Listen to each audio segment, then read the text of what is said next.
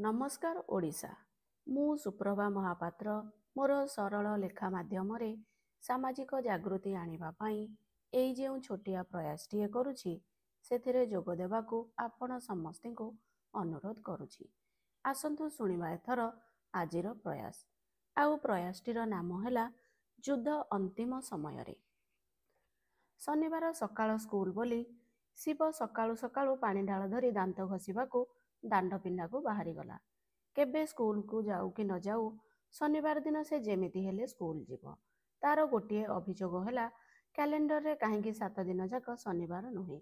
शनिवार बाद सकाळु स्कूल जीव आउ दिन 11टा बेलको गाँ दांडरे बाटी खेलिबा पई हाजर होई जीव।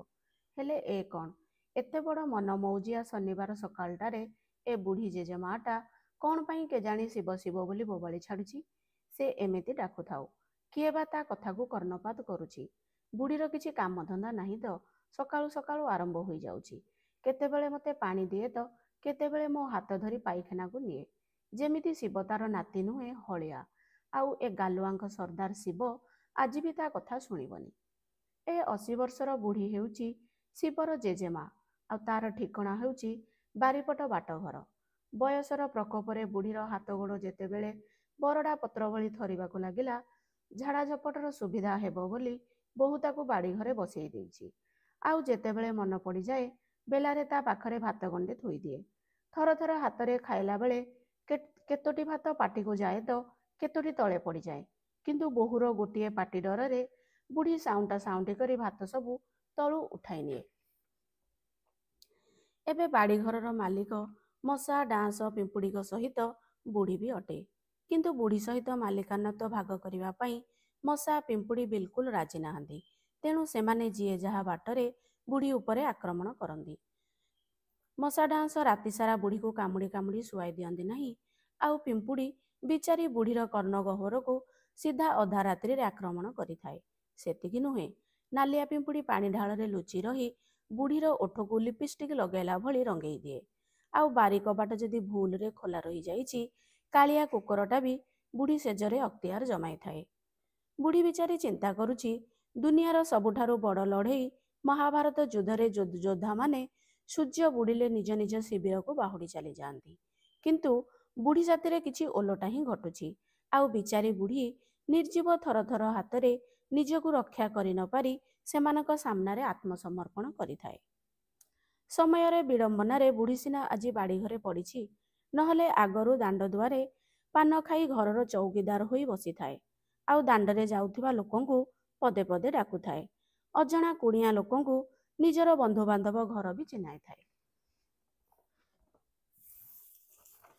दांडरे धुआं करी मशा घेउड़ थाए।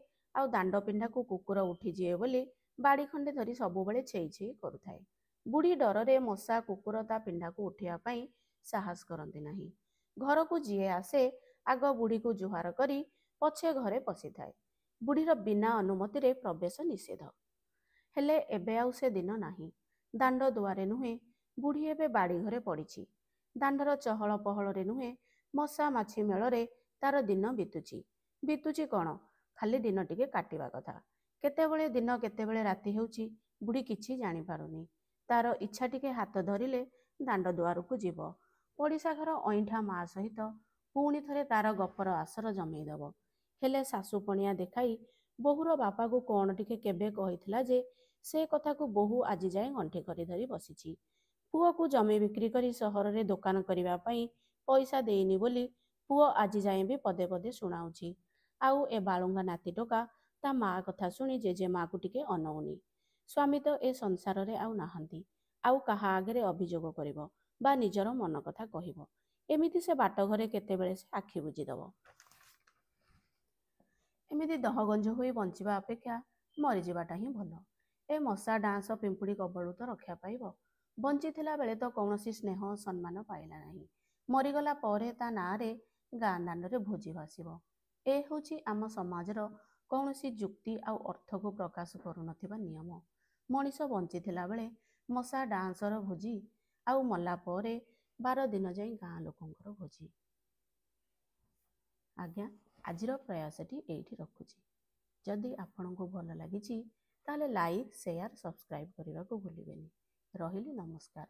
ପୁଣି ଦେଖାହେବ ଆସନ୍ତା ପ୍ରୟାସରେ।